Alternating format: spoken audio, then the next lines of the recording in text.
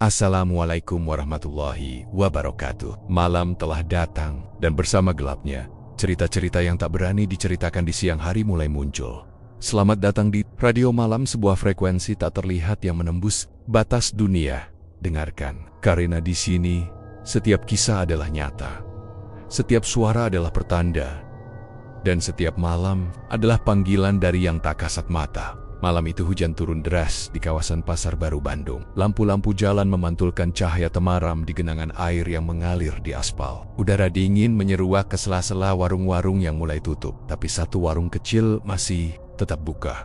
Warung bakmi Jowo milik Bu Hajah Nimas duduk sendirian di bangku panjang. Ia menatap etalase kaca yang kosong, hanya menyisakan 2 porsi mie yang belum terjual. Api di dapur sudah dikecilkan. Tak ada aroma sedap yang menyeruak. Hanya bau uap rebusan kaldu yang mulai dingin dan hambar.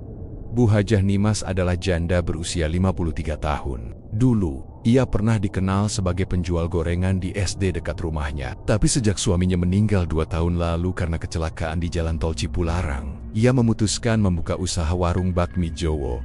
Mencoba peruntungan dengan modal dari uang asuransi kematian suaminya.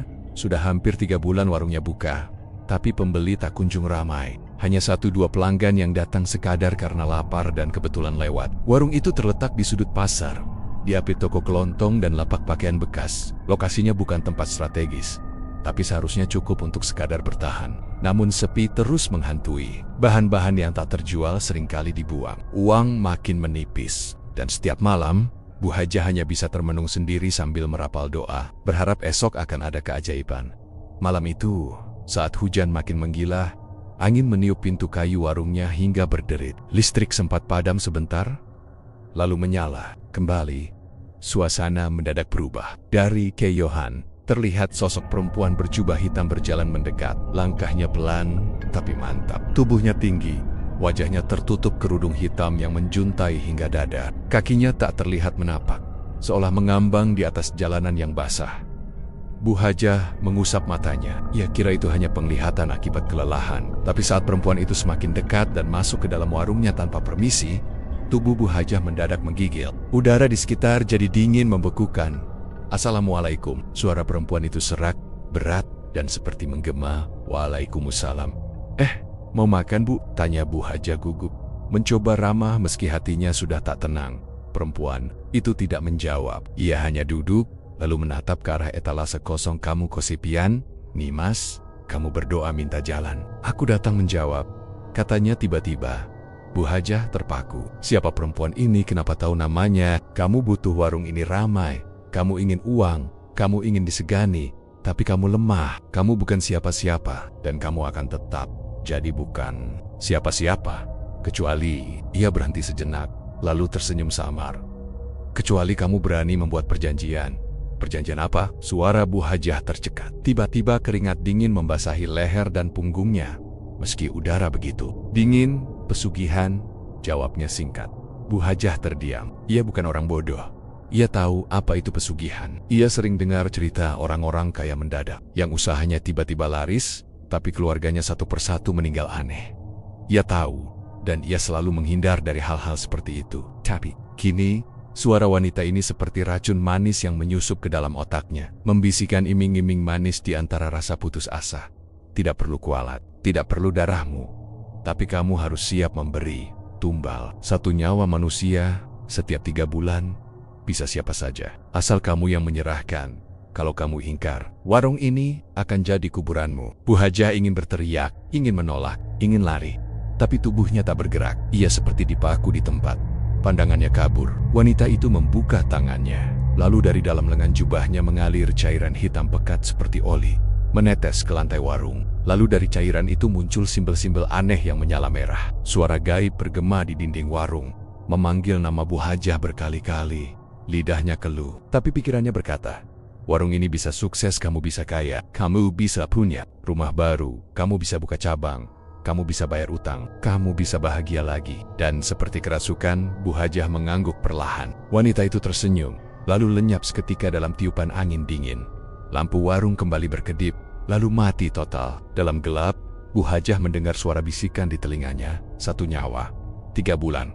jangan pernah gagal. Keesokan harinya, keajaiban seolah benar-benar datang. Sejak pukul 7 pagi, pembeli mulai berdatangan. Ada ibu-ibu dari pasar, tukang becak, bahkan beberapa pegawai toko. Semua memuji rasa mie yang gurih dan kuah yang kaya rempah. Mereka bilang, mie Jawa Bu Hajah beda dari yang lain. Harap resep yang dipakai tak berubah. Bahkan, ia hanya menggunakan sisa kaldu kemarin.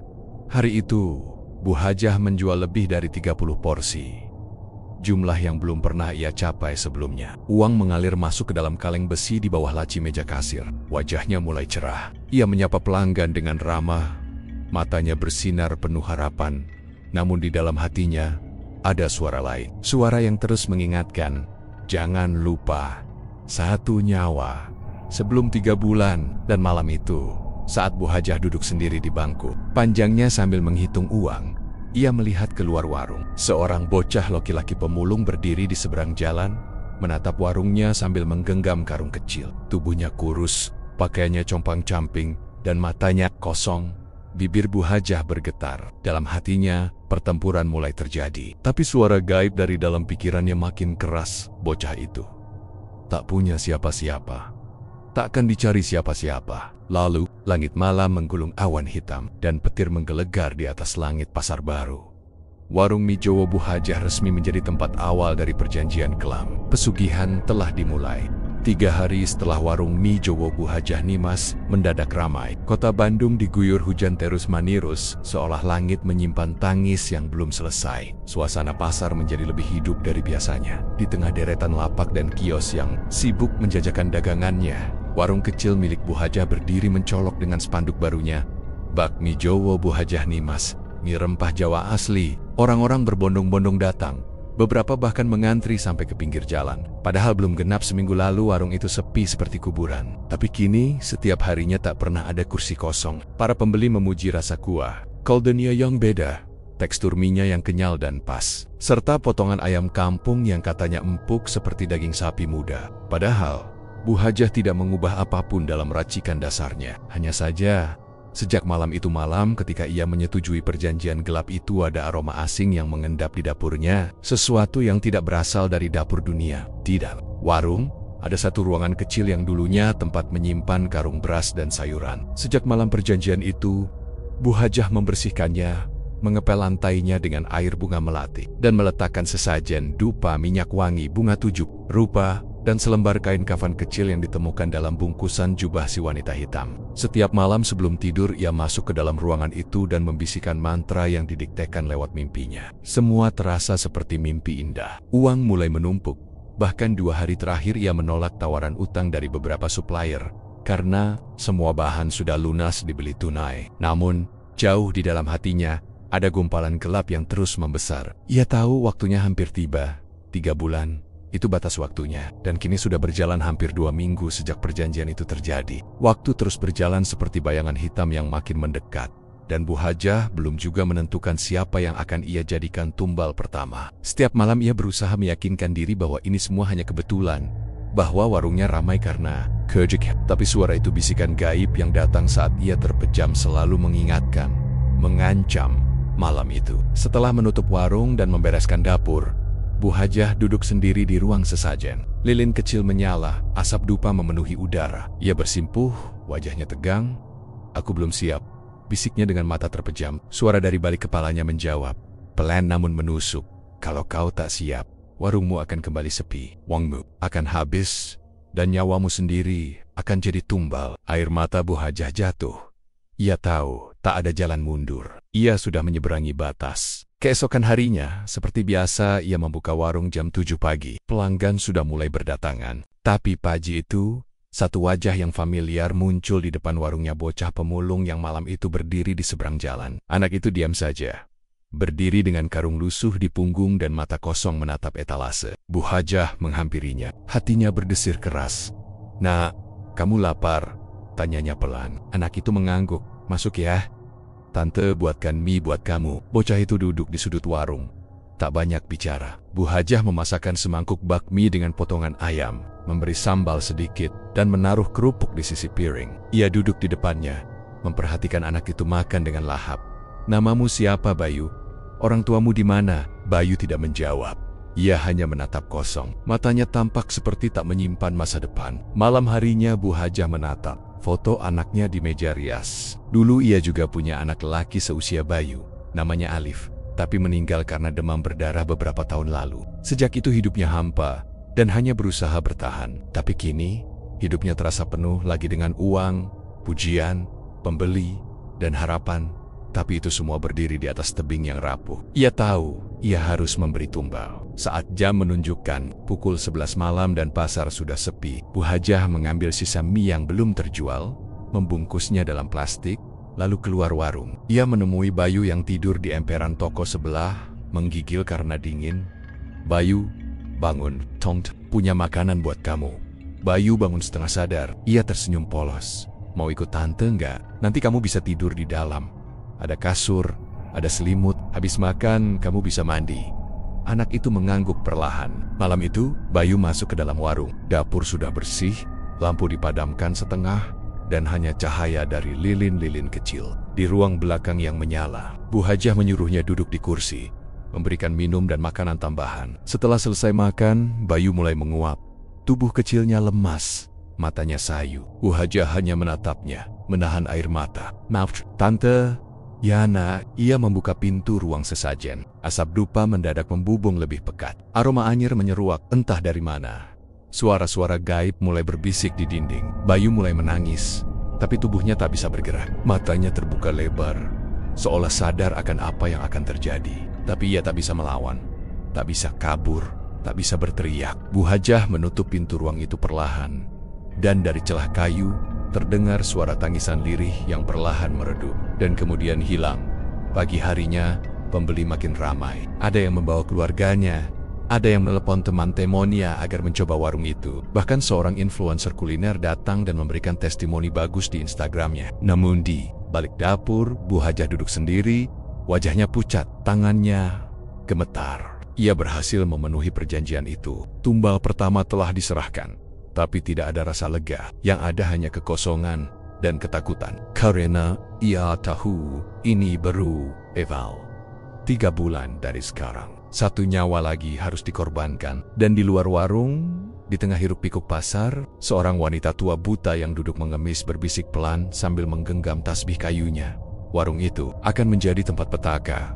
Namun tak ada yang peduli. Semua terlalu sibuk menikmati semangkuk mie dengan kuah rempah yang katanya tak pernah bisa dilupakan.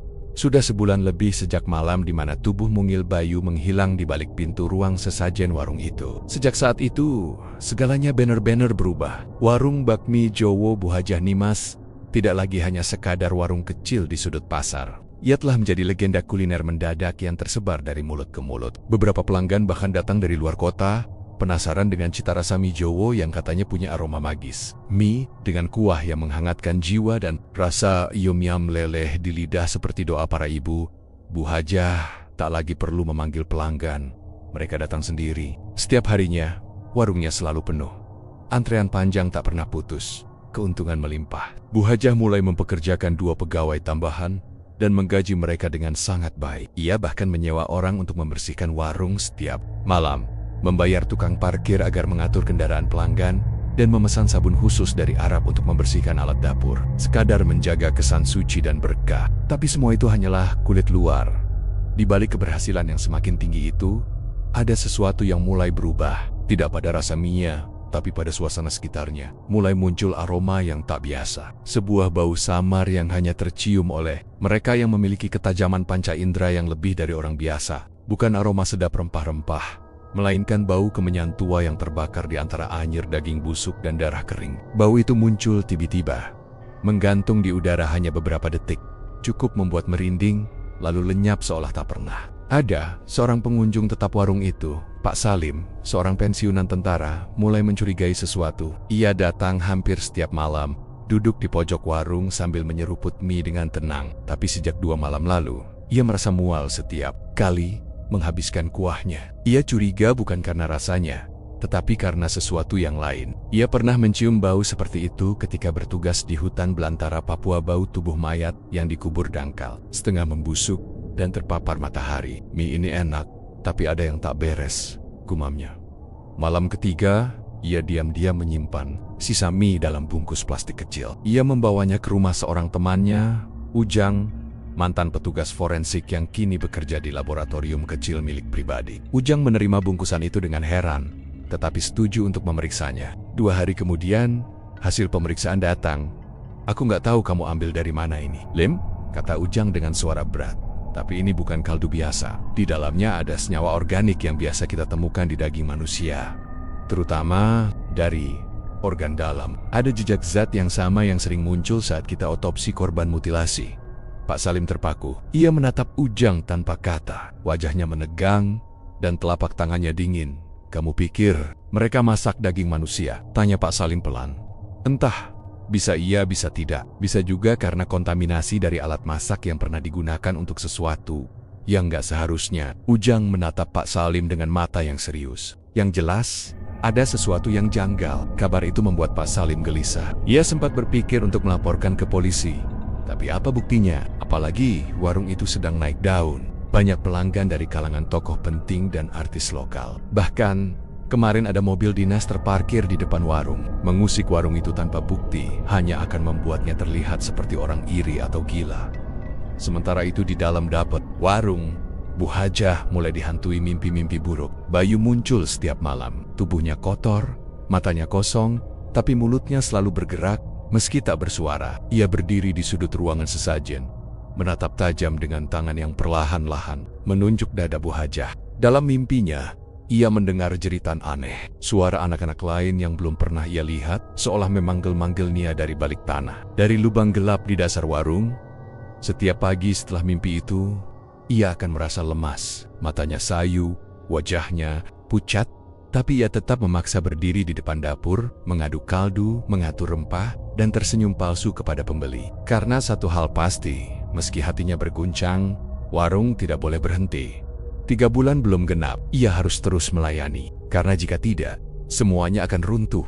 Namun kejanggalan demi kejanggalan terus muncul. Seorang pelanggan muda bernama Winda pingsan usai makan mie di sana. Saat dibawa ke puskesmas, ia menggigosol darah yang mengalir di kuah dan mata, yang mengambang di mangkuk. Ibunya yang menangis histeris bersumpah takkan pernah kembali ke warung itu. Seorang lainnya, seorang mahasiswa yang sering makan di sana, dilaporkan hilang saat pulang dari warung. Polisi menyebutnya sebagai kasus umum anak kabur dari rumah. Tapi warga mulai berbisik-bisik. Isu-isu itu tak menghentikan laju pelanggan, tapi suara mulai tumbuh. Semakin hari, pelanggan yang sensitif mulai merasakan hal-hal aneh. Ada yang merasa tangan mereka disentuh oleh sesuatu di bawah meja. Ada yang mendengar suara tangisan dari kamar mandi. Bahkan ada seorang ibu hamil yang mendadak muntah darah usai makan mie ayam, dan mengaku melihat bayangan hitam di belakang kompor dapur. Semua kejadian itu tidak sampai ke media. Tidak ada yang berani. Bu Hajah seakan dilindungi oleh sesuatu yang tidak kasat mata. Tapi orang-orang tertentu mulai memasang mata. Termasuk seorang wartawan bernama Raffi yang mencium gelagat aneh setelah saudaranya menjadi korban halusinasi berat usai makan di sana. Raffi menyamar sebagai pelanggan dan mulai menyelidiki apa yang sebenarnya terjadi. Ia memasang kamera kecil, tersembunyi di salah satu tiang warung. Dan malam itu ia berdiam di mobilnya, menunggu momen yang tepat. Tengah malam, Bu Hajah masuk ke dapur seperti biasa. Ia menggendong sesuatu dalam selimut lusuh. Langkahnya pelan, wajahnya kosong. Kamera tersembunyi itu merekam jelas bagaimana ia masuk ke ruang belakang. Dan beberapa menit kemudian, muncul asap tebal dari bawah pintu. Dalam rekaman, terdengar sayup-sayup suara anak-anak menangis dan tertawa bersamaan. Raffi terhenyak. Ia tahu, ini bukan hanya tentang mie atau dapur. Ini tentang sesuatu yang jauh lebih gelap. Dan di dapur itu, Bu Hajah berdiri di hadapan tungku tua yang mulai menghitam, sambil membisikkan doa yang tak lagi islami. Tangannya memegang segenggam rambut dan sepotong kuku kecil. Ia tahu waktunya belum tiba, tapi ia juga tahu roh Bayu belum tenang. Arwah itu masih bergentayangan, belum sepenuhnya diterima oleh sosok yang ia sebut sebagai Indara. Dan jika tumbal pertama tidak diterima sepenuhnya, maka warung ini akan mulai memakan dirinya sendiri. Malam itu, api di tungku menyala lebih besar dari biasanya. Dan di dalam kuah kaldu yang mendidih, terlihat sekilas bayangan wajah anak kecil yang menjerit pelan sebelum larut dalam rebusan. Mie itu tetap disajikan esok harinya, dan semua orang yang memakannya tersenyum puas, tak tahu bahwa di balik rasa gurih itu, ada aroma kematian yang perlahan-lahan menyatu dalam tubuh mereka. Pagi di Pasar Baru Bandung selalu ramai oleh suara pedagang yang bersahut-sahutan, roda gerobak yang berderit, dan langkah-langkah cepat para pembeli yang mengejar waktu. Tapi satu suara selalu terdengar lebih awal dari yang lain. Bunyi sendok yang berdenting di dalam panci besar warung mie Jowo Bu Hajah Nimas. Dapur itu seolah hidup sebelum ayam berkokok. Asap mengepul dari tungku, bau kaldu menyebar dari sudut ke sudut, dan bayangan Bu Hajah selalu tampak dari balik tirai dapur, mengaduk rebusan sambil sesekali memejamkan mata dan bergumam dalam bahasa yang tidak dikenal. Warung itu sudah berjalan 2 bulan sejak pesugihan pertama dilakukan. Dalam waktu yang singkat, omset meningkat drastis. Bu Hajah bahkan menyewa 1 kios kecil tambahan di seberang warung untuk tempat makan cadangan. Karena tempat utama sudah tak lagi cukup. Di balik dending-danding warung yang penuh canda tawa pelanggan, di balik semangkuk mie yang penuh pujian, sesungguhnya tersimpan api neraka yang mulai menghanguskan bagian dalam jiwa pemiliknya.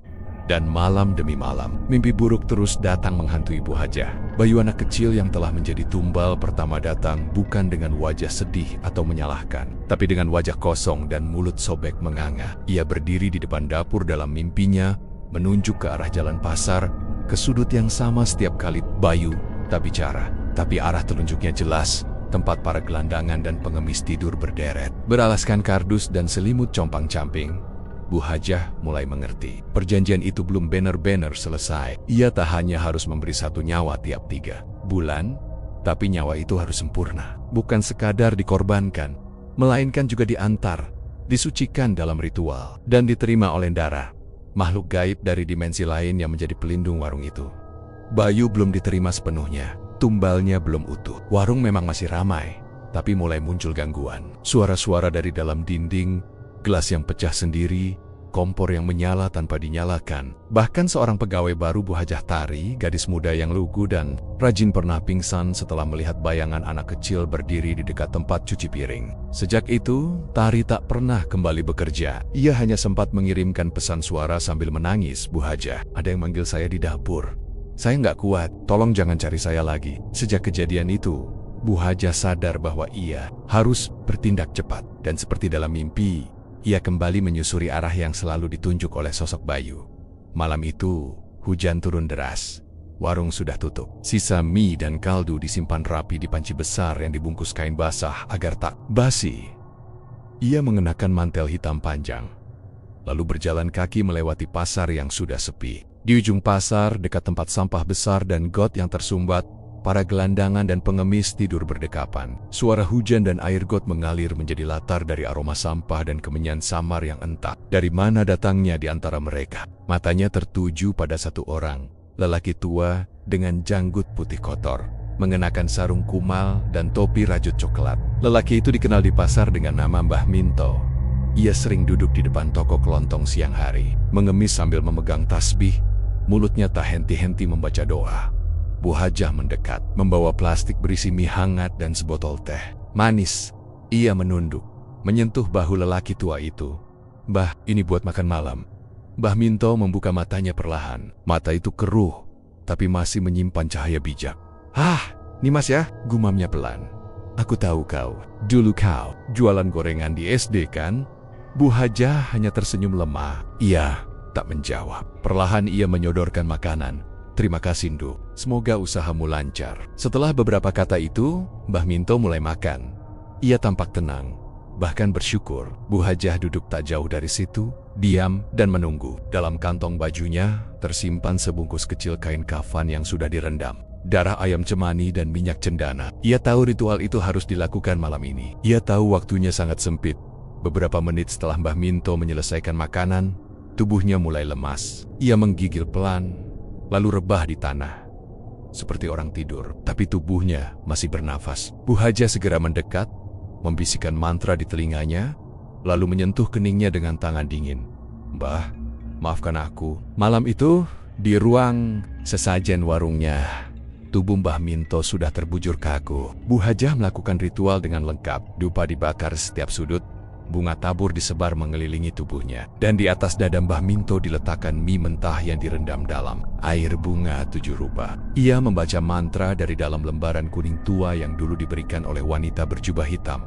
Saat lilin terakhir padam, ruangan bergetar. Dinding seperti bernapas, dan suara langkah terdengar dari balik bayangan. Lalu muncul siluet hitam besar, dengan wajah samar dan mata merah menyala. Makhluk itu melayang, lalu mengangkat tubuh Mbah Minto tanpa menyentuhnya. Dalam sekejap, tubuh itu berubah menjadi abu, lalu menghilang dalam asap yang berputar-putar. Dan setelah itu, sunyi, aroma wangi menyebar, dinding tak lagi bergemuruh, semuanya kembali tenang. Esok paginya, warung Bu Hajah kembali buka seperti biasa. Pelanggan datang berbondong-bondong. Bahkan seorang food vlogger terkenal dari Jakarta datang untuk membuat konten. Ia menyebut mie itu sebagai surga di Bandung dan menayangkan video itu di kanalnya yang memiliki ratusan ribu pengikut. Sementara itu, berita tentang hilangnya Mbah Minto mulai tersebar. Beberapa pedagang pasar merasa kehilangan. Namun mereka hanya menganggap lelaki tua itu sudah berpulang di jalanan dan dibawa oleh petugas kebersihan seperti yang sering terjadi. Tidak ada yang banner-banner mencari. Bu Hajah kembali tenang, tapi ia tahu ketenangan ini tidak akan lama. Ia telah masuk terlalu dalam. Kini tidak hanya warungnya yang digerakkan oleh kekuatan gaib, tapi hidupnya pun sudah sepenuhnya dikendalikan oleh perjanjian itu. 3 bulan ke depan, 1 tumbal lagi akan dibutuhkan. Dan dari kejauhan, dibayang-bayang lampu jalan pasar yang temaram, wanita berjubah hitam itu berdiri lagi, tersenyum. Matanya memandang lurus ke arah warung mie Jowo yang makin ramai dan makin haus darah. Sejak pagi, aroma sedap dari kuah kaldu mie Jowo Bu Hajah Nimas sudah menguar memenuhi sepanjang jalan Pungkur Bandung. Uap panas dari dapur kecil itu mengepul ke udara, berpadu dengan bau daun bawang yang disiram minyak panas, memikat siapapun yang lewat. Warung sederhana milik Bu Hajah itu selalu penuh dari pagi sampai malam. Pembeli rela mengantre, bahkan sebagian memesan lebih dari 2 porsi. Mie godok dan mie nyemek menjadi menu andalan, disajikan dengan telur kampung dan suiran ayam kampung yang empuk. Namun, tidak semua orang merasa senang dengan kesuksesan Bu Hajah. Di seberang jalan, berdiri sebuah warung bakso milik Kang Darto. Warung itu dulu jauh lebih ramai daripada warung mie Bu Hajah. Tapi sejak 3 bulan terakhir, pembeli mulai sepi. Bahkan pelanggan tetap Kang Darto pun mulai beralih satu demi satu. Kang Darto, lelaki setengah baya dengan rambut yang mulai memutih, hanya bisa menatap dari kejauhan. Gigi gerahamnya mengatup kuat tiap kali melihat antrean panjang di depan warung Bu Hajah.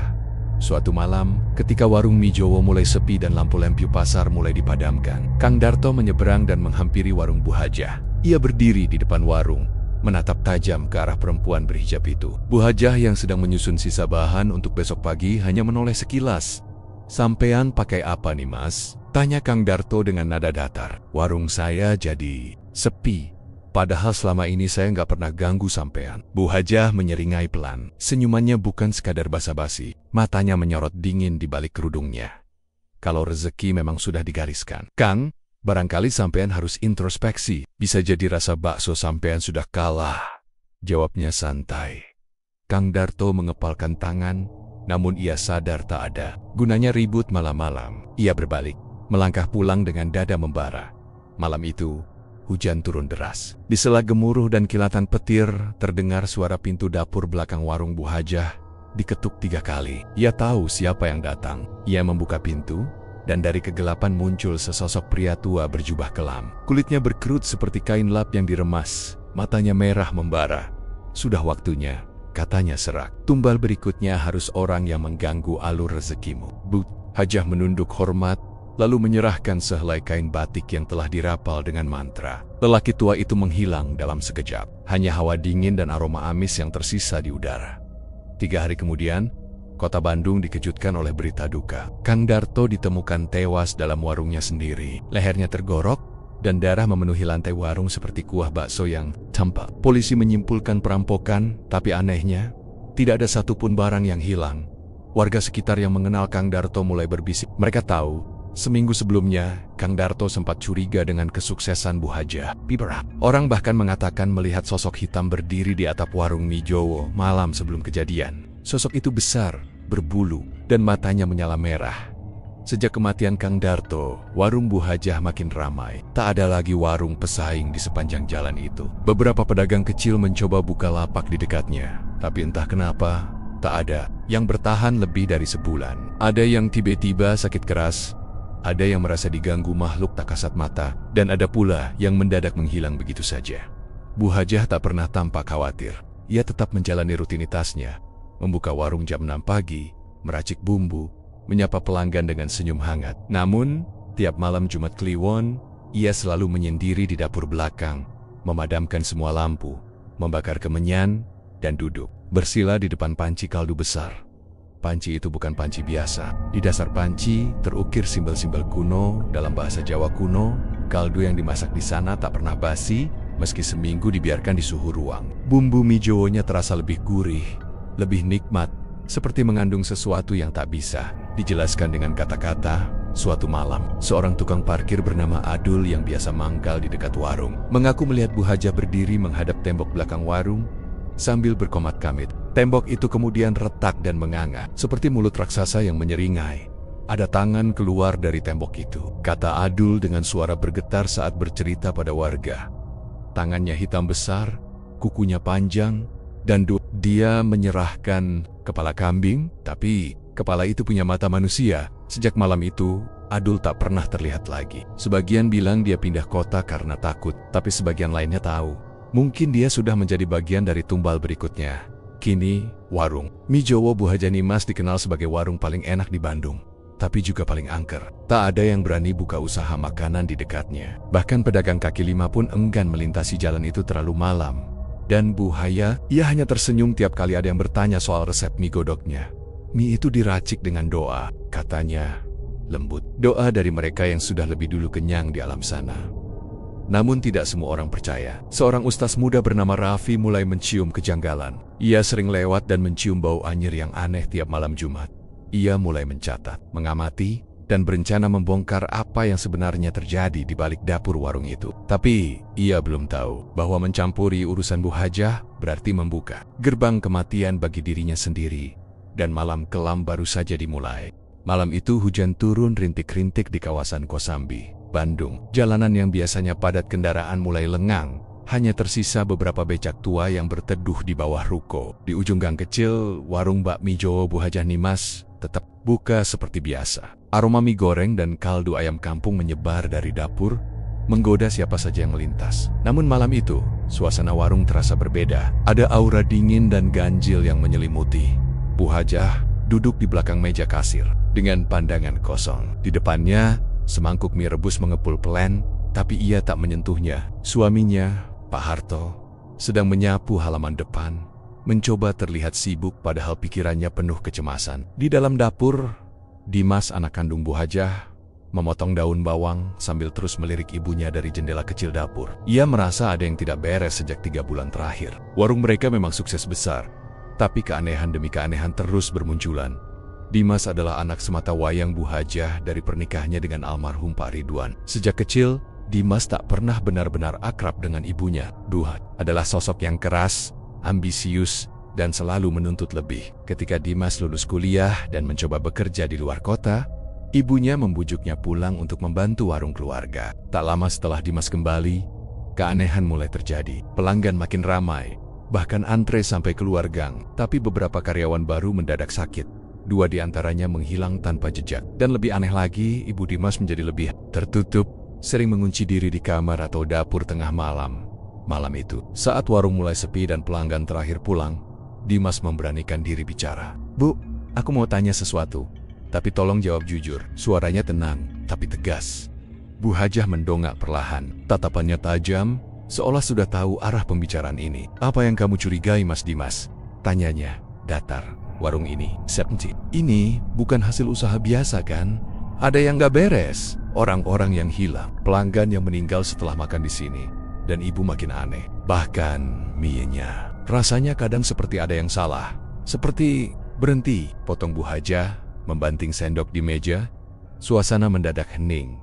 Pak Harto yang semula menyapu, terhenti. Dimas terdiam, menahan amarah dan rasa takut. Bu Hajah menghela napas panjang, lalu berdiri. Ia berjalan pelan ke arah dapur, mempersilakan Dimas mengikutinya. Di dalam dapur, ia membuka pintu kecil di sudut ruangan yang selama ini selalu terkunci. Pintu itu mengarah ke ruangan gelap dan lembab di belakang warung. "Lihat sendiri kalau memang mau tahu," bisik Bu Hajah. Dengan langkah ragu, Dimas melangkah. Masuk, lampu remang menyala dari lampu minyak tua. Di dalamnya ada altar kecil dengan dupa yang masih menyala, darah ayam segar, dan sebuah patung kayu kecil yang menyerupai wajah manusia. Tapi wajah itu seperti berubah-ubah bentuk. Dimas tertegun, mulutnya tercekat. Apa ini? Ini yang membuat warung kita tetap ramai. Ini yang menuntut tumbal setiap 3 bulan. Ini yang memberiku kekayaan dan tak bisa kutinggalkan. Ucapan Bu Hajah terdengar datar, tapi lirih seperti menahan gejolak dalam dada. Dimas mundur perlahan. Ibu, gila, tidak. Aku realistis. Dunia ini tidak adil bagi orang seperti kita. Aku hanya mengambil jalan pintas. Dan sekarang kamu sudah tahu. Kamu juga terlibat. Bu Hajah melangkah maju, menatap anaknya dengan mata merah yang mengilat. Aku nggak akan tinggal diam, Bu. Aku akan lapor ke Ustadz, ke polisi, ke siapapun. Ini salah. Ini dosa. Dimas berteriak. Suaranya menggema dalam ruang sempit itu. Tapi Bu Hajah hanya tersenyum kecil. Kamu pikir bisa kabur dari perjanjian ini, Mas Dimas? Bahkan sejak kamu lahir, kamu sudah jadi bagian dari ini semua. Dimas terpiku, maksud ibu apa? Bu Hajah menatap patung itu, lalu kembali menatap Dimas. Waktu kamu lahir, aku hampir meninggal karena pendarahan. Aku memohon pertolongan ke makhluk ini. Sebagai gantinya, kamu harus menjadi tumbal saat waktunya tiba. Tapi aku menunda terus, menahan, berharap tak pernah terjadi. Tapi sekarang waktunya sudah dekat. Darah Dimas serasa membeku. Ia mundur, berlari keluar dari ruangan itu. Pak Harto mencoba menghentikannya, tapi Dimas menepisnya keras. Ia berlari keluar warung, ke jalan gelap yang basah oleh hujan. Nafasnya tersengal, tapi langkahnya terhenti saat melihat bayangan besar berdiri di ujung gang. Bayangan itu seperti manusia, tapi dengan tanduk dan tubuh gelap berbulu. Mata merahnya menatap Dimas tajam, seperti memanggilnya. Dimas memutar arah, tapi di belakangnya kini berdiri ibunya, membawa mangkuk mie panas. Kalau kamu tidak kembali, semua pelanggan akan mati. Warung ini akan jadi kutukan bagi seluruh warga. Kembalilah, Mas Dimas. Terima takdirmu. Ini tentang kita. Ini tentang keseimbangan, kata Bu Hajah pelan. Dimas berdiri di antara dua pilihan. Kembali ke warung dan menerima takdir sebagai tumbal, atau kabur dan membuat semua orang yang pernah makan di warung itu menjadi korban kutukan. Langkahnya goyah, matanya menatap langit yang mengguru pelan. Dalam hatinya, ia hanya ingin semua ini beres. Tapi apakah harga yang harus dibayar tak terlalu mahal? Dan di malam itu, suara lonceng kecil terdengar dari dapur. Tanda ada yang harus dikorbankan. Tanda bahwa waktu tumbal sudah tiba. Malam itu hujan turun deras mengguyur kawasan Pasar Baru Bandung. Warung bakmi Jowo milik Bu Hajah Dimas tetap buka seperti biasa. Meski suasana dingin membuat pembeli tak seramai biasanya. Lilin menyala di pojokan warung, memberikan cahaya. Temaram bercampur bayangan menari-nari di dinding. Beberapa pelanggan duduk di bangku plastik, menyeruput mie panas yang mengepul, menikmati rasa gurih nan aneh perpaduan yang tak bisa dijelaskan tapi bikin nagih. Di antara keramaian itu, ada satu sosok yang sejak 2 bulan terakhir selalu hadir setiap malam Jumat. Lelaki tua berpakaian batik usang, kulitnya pucat kekuningan, rambutnya panjang sedikit berantakan, dan matanya sayu menatap kosong. Ia duduk di bangku paling pojok, tak pernah berkata sepatah kata pun. Ia tak pernah memesan, tapi semangkuk bakmi selalu tersedia di hadapannya, disiapkan sendiri oleh Bu Hajah. Bu, itu pelanggan langganan ya? Tanya seorang pegawai baru, Wati, sambil menunjuk pria tua tersebut. Bu Hajah hanya menoleh sekilas. Wajahnya langsung berubah tegang. Jangan ditanya. Jangan pernah ganggu dia. Kalau kamu lihat dia datang, diam saja. Itu peraturan, ujarnya dingin. Wati hanya mengangguk, meski hatinya menyimpan rasa ingin tahu yang besar. Seminggu berlalu, Jumat malam datang kembali.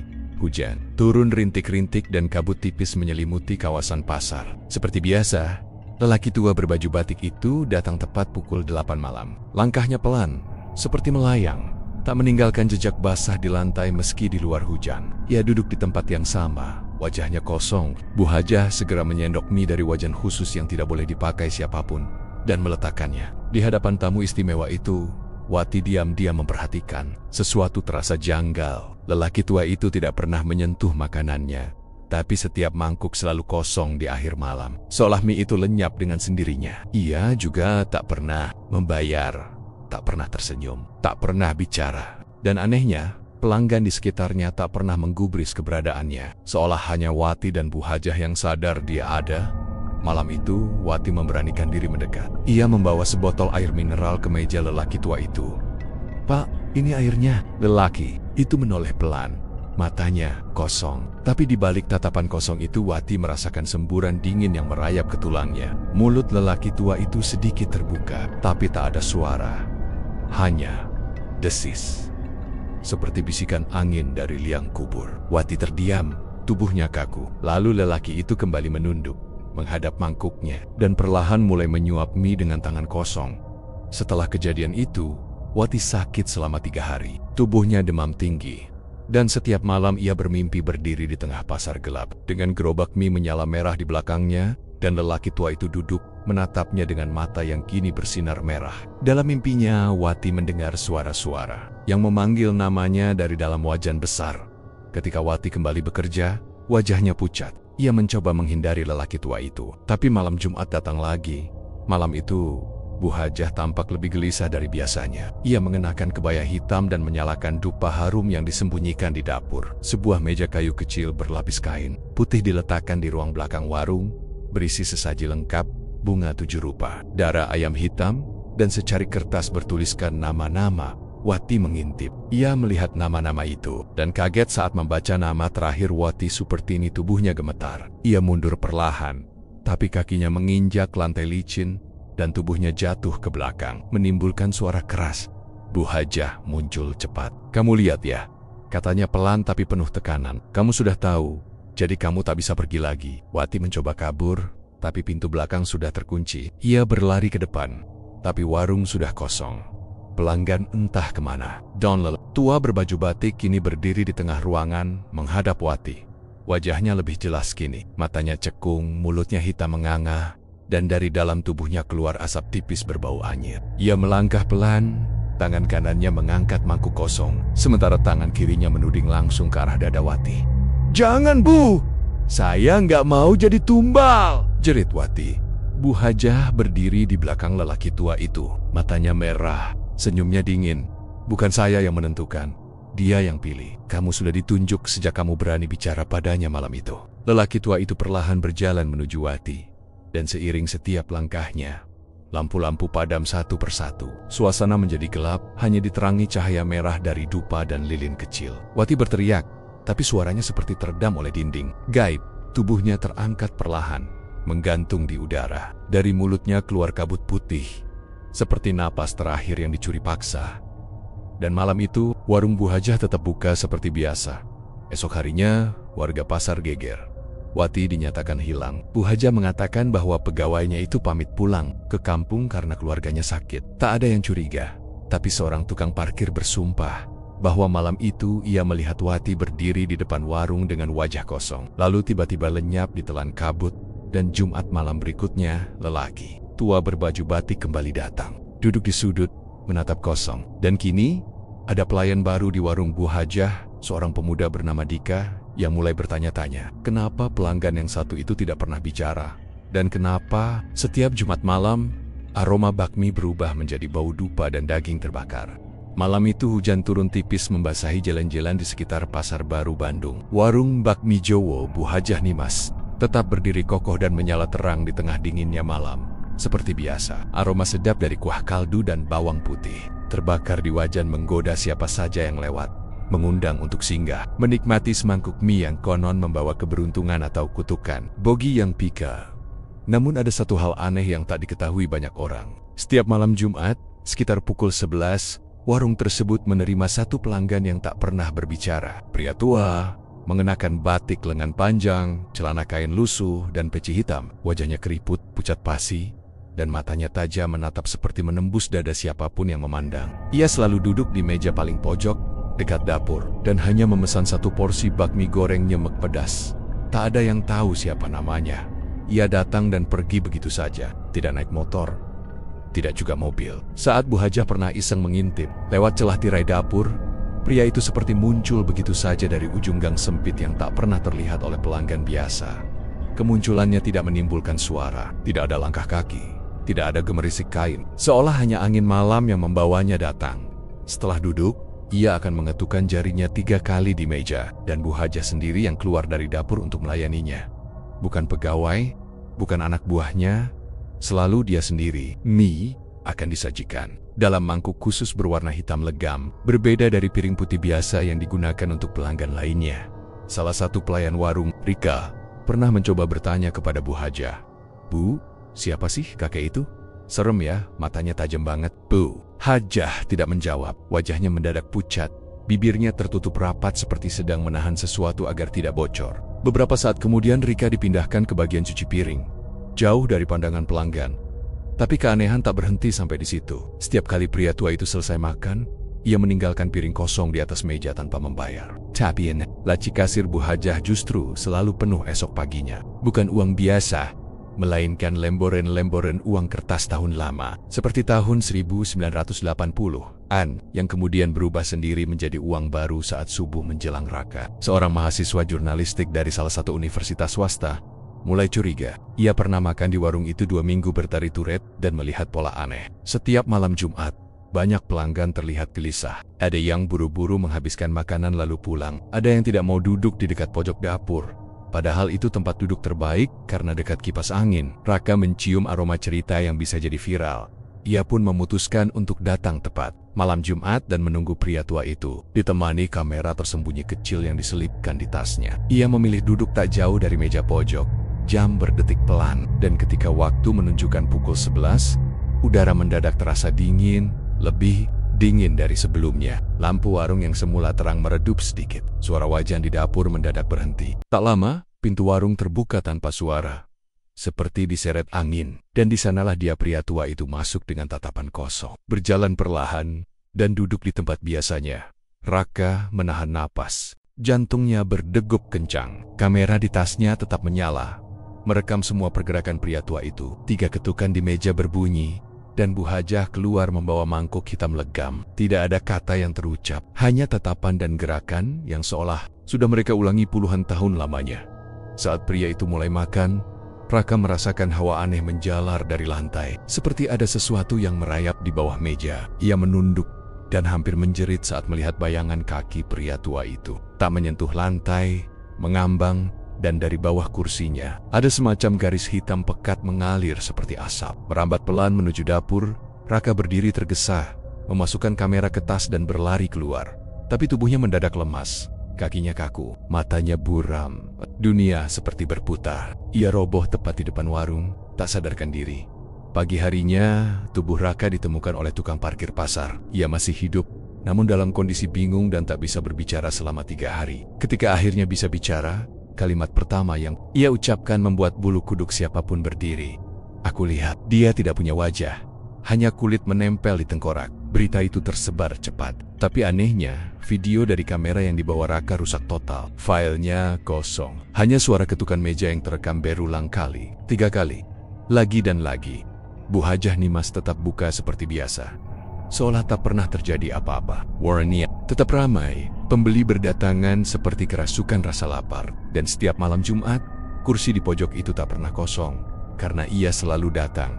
Pria tua tanpa nama, penagih kesepakatan. Utusan dari alam lain yang menanti pembayaran. Bukan dengan uang, tapi jiwa. Malam semakin larut ketika suara azan Isya memudar di kejauhan. Di sudut kota Bandung yang diselimuti gerimis, warung bakmi Jowo Bu Hajah Nimas tetap ramai oleh pelanggan. Tapi malam ini terasa berbeda. Udara sejuk yang biasanya menenangkan justru berubah menjadi dingin menusuk tulang. Langit tampak kelabu pekat, seperti menyembunyikan sesuatu yang tak terlihat oleh mata biasa. Dan di tengah keramaian warung, ada satu sosok yang berdiri mematung di trotoar seberang jalan, seseorang yang sejak sore memperhatikan warung itu tanpa bergerak sedikit pun. Namanya Pak Marwan, seorang mantan ustadz yang pernah menjadi tetangga lama Bu Hajah. Jauh sebelum warungnya seramai sekarang, ia mengenal Bu Hajah sebagai janda beranak 1 yang dulunya hidup sederhana. Sering berjualan dari pintu ke pintu membawa bakmi dalam termos. Ia tak pernah menyangka, setelah pindah selama hampir 5 tahun, wanita itu kini memiliki warung besar yang laris manis, bahkan melebihi restoran ternama. Namun yang membuat Pak Marwan kembali bukan rasa iri.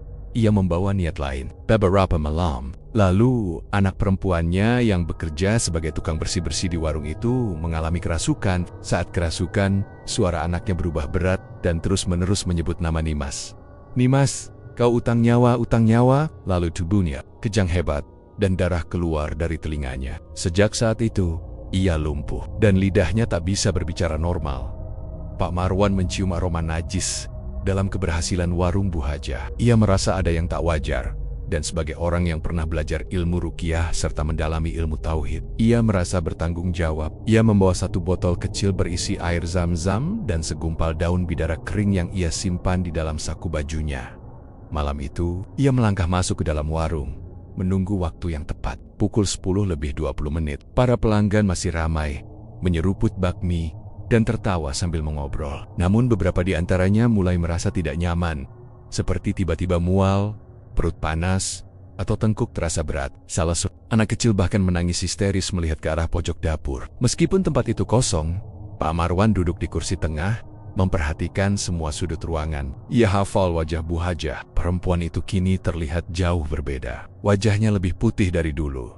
Terlalu putih untuk wanita yang sering masak di dapur. Mata Bu Hajah terlihat tajam dan memancarkan aura gelap, meski bibirnya tersenyum ramah menyambut pelanggan. Dan di lehernya tergantung kain kecil berwarna merah kehitaman, bukan kain biasa. Pak Marwan mengenal benda itu. Itu adalah jimat lawas dari tanah Jawa. Disebut Kalimasada Merah. Hanya mereka yang menjalani pesugihan dengan tumbal darah yang memakainya. Tepat pukul 11 malam, pintu warung terbuka sendiri. Suasana mendadak sunyi. Pria tua yang selama ini dikenal hanya sebagai pelanggan setia masuk. Wajahnya seperti malam sebelumnya, pucat, dingin, dan sorot matanya tajam. Ia duduk di pojok, mengetukkan jarinya 3 kali. Bu Hajah langsung keluar dari dapur membawa mangkuk hitam. Tanpa sepatah kata pun, Pak Marwan berdiri. Dengan langkah mantap, ia mendekati meja pria tua itu. Suasana berubah tegang. Beberapa pelanggan mendadak merinding tanpa sebab. Pria tua mengangkat kepalanya perlahan. Wajahnya kini jelas terlihat. Mata kosong tak berbola, mulut hitam seperti membusuk, dan kulitnya terlihat seperti tertempel paksa di tengkoraknya. Pak Marwan mengeluarkan botol air zam-zam dan daun bidara. Ia membaca doa pelan tapi mantap, lalu memercikan air ke arah pria tua itu. Dalam sekejap, lampu warung berkedip-kedip hebat. Angin kencang berhembus dari arah dapur. Piring-piring berjatuhan. Pelanggan berteriak, dan udara menjadi berat. Pria tua itu mendesis keras. Suaranya seperti gabungan ratusan ular menyatu. Lalu tubuhnya menghilang dalam semburan asap hitam pekat. Bu Hajah menjerit dan jatuh terduduk. Dari tubuhnya keluar suara lain, suara perempuan tua yang parau dan marah. "Berani kau ganggu perjanjianku, Marwan? Ini bukan urusanmu." Tubuh Bu Hajah kejang-kejang, matanya berputar putih, dan darah mulai keluar dari mulutnya. Pak Marwan terus membaca ayat-ayat suci. Tak gentar, ia memercikan air zam-zam ke tubuh Bu Hajah, dan makhluk yang bersarang di tubuh wanita itu mendesis kesakitan. "Dia milikku. Dia sudah menyerahkan 3 nyawa. Tinggal 1 lagi, tinggal suaminya." Kalimat itu menghantam seperti petir. Semua yang mendengar membisu. Seisi warung hening. 3 nyawa, suaminya. Berarti Bu Hajah telah mengorbankan anak kandung, 2 karyawannya, dan kini suaminya menjadi tumbal terakhir. Tubuh Bu Hajah menggeliat hebat. Ia menangis sambil berteriak memohon, "Tolong aku. Aku tak sangka sebesar ini. Aku hanya ingin laris jualan. Aku tak tahu harga yang harus kubayar." Pak Marwan tak berhenti. Ia menempelkan daun bidara di dahi Bu Hajah dan menyuruh pelanggan lain ikut membaca doa. Beberapa pria mengikuti. Suara mereka bersatu. Warung itu gemetar, dan suara jeritan panjang terdengar seperti dari perut bumi. Lalu, hening, tubuh Bu Hajah roboh, pingsan. Saat semua kembali tenang, banyak pelanggan sudah kabur, ketakutan. Beberapa karyawan menangis, tak percaya pada apa yang baru saja terjadi. Pak Marwan duduk kelelahan, menatap tubuh tak sadar Bu Hajah. Tapi malam itu belum usai. Di luar warung, tepat di bawah pohon mangga tua, berdiri sosok hitam besar. Tubuhnya tinggi, matanya merah menyala, dan mulutnya menyeringai memperlihatkan gigi-gigi panjang seperti silet. Ia berdiri lama, menatap Pak Marwan, seolah ingin berkata, permainan ini belum selesai. Dan benar saja, saat tengah malam berganti subuh, tubuh Bu Hajah mendadak menghilang dari ruang perawatan. Tanpa jejak, kamera CCTV warung mendadak rusak. Tidak ada yang tahu kemana ia pergi. Yang tersisa hanya mangkuk hitam di atas meja pojok Aizinia kosong. Tapi jika diperhatikan dari dekat, dasar mangkuk itu basah oleh darah kental berwarna kehitaman yang tak bisa dibersihkan oleh air biasa. Warung itu ditutup esok paginya. Namun orang-orang yang lewat mengaku masih mencium aroma sedap dari dapur warung yang terkunci rapat. Aroma bakmi yang dicampur dengan bau darah dan tanah basah. Warung bakmi Jowo Bu Hajah Nimas kini hanyalah bangunan kosong yang menghitam di bagian dapur, seolah terbakar oleh sesuatu yang tak terlihat. Tak ada lagi suara herek pikak pelanggan, tak ada lagi aroma mie rebus yang menyengat pagi hingga malam. Yang tersisa hanya bisikan lirih dan bau anyir darah yang sesekali tercium oleh siapa saja yang nekat melintasi tempat itu. Tengah malam, warga sekitar kini hanya menyebutnya sebagai warung kutukan. Mereka menghindarinya, bahkan sekadar untuk menoleh pun enggan. Beberapa remaja yang iseng mencoba masuk, konon tak bisa tidur berhari-hari setelah melihat sesosok wanita tua bertudung gelap duduk di meja pojok sambil tersenyum dengan mulut berlumuran kuah merah. Bu Hajah Nimas, Tak Pernah, benar-benar ditemukan. Tubuhnya hilang setelah insiden ledakan kecil di dapur belakang, yang oleh warga dianggap sebagai kebakaran gas. Tapi seorang dukun sepuh dari Garut pernah berkata lain. Menurutnya, tubuh Bu Hajah ditelan oleh makhluk penjaga pesugihan makhluk gaib yang selama ini memberinya kejayaan dari darah tambel-tambel tak berdosa. Makhluk itu marah karena perjanjian dilanggar, dan kini jiwanya terperangkap untuk selamanya, menjadi pelayan dunia gelap yang tak bisa menutup mata walau sedetik pun. Pak Harto ditemukan gantung diri di rumah kontrakannya. Di dinding tertulis kalimat aneh dengan darah. "Aku bukan lagi manusia. Aku sudah terlalu dekat dengan neraka." Polisi menutup kasusnya karena kurang bukti. Namun semua orang tahu, ia adalah bagian dari lingkaran kegelapan Bu Hajah yang paling menyedihkan. Hanyalah kenangan manis dari warung itu, kisah cinta pelanggan pertama yang makan mie di sana, senyum seorang anak kecil yang memesan mie godok tiap hari Minggu, dan tawa riuh anak kosan yang menjadikan warung itu tempat nongkrong murah meriah. Semua kenangan itu tertutup kabut misteri dan kematian.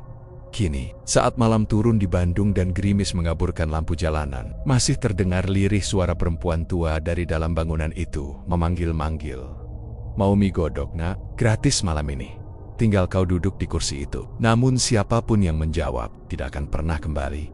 Dan legenda itu pun abadi, tertulis dalam bisik dan mimpi buruk warga Bandung, bahwa ada harga yang harus dibayar jika kau terlalu mencintai kekayaan, hingga rela memasak daging manusia demi semangkuk bakmi Jowo. Warung itu mungkin telah ditinggalkan manusia, tapi tak pernah ditinggalkan oleh iblis.